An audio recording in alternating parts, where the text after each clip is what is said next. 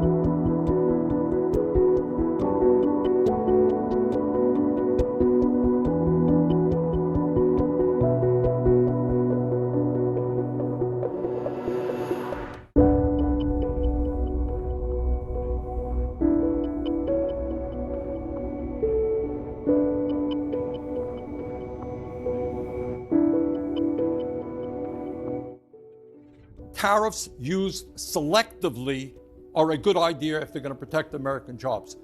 But to arbitrarily, out of nowhere, come up with a tariff that they can't even justify or explain to virtually every country on earth is absolutely counterproductive.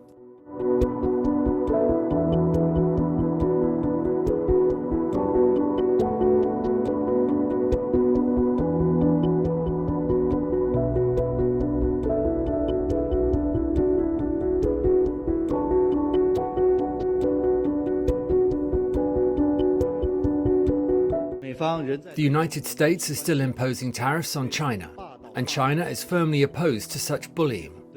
China will absolutely not accept pressure, threats, and blackmail. That is not the right way to deal with China.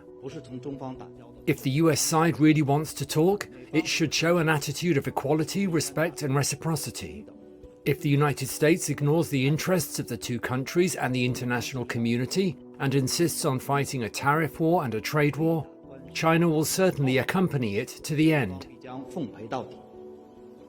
The United States, driven by self-interests, has weaponized tariffs as a means of exerting maximum pressure and seeking unilateral benefits. This severely infringes upon the legitimate rights and interests of other countries, constitutes a grave violation of World Trade Organization rules, seriously undermines the rules-based multilateral trading system, and poses a major threat to the stability of the global economic order. It is a blatant act that defies international norms and runs counter to the entire world.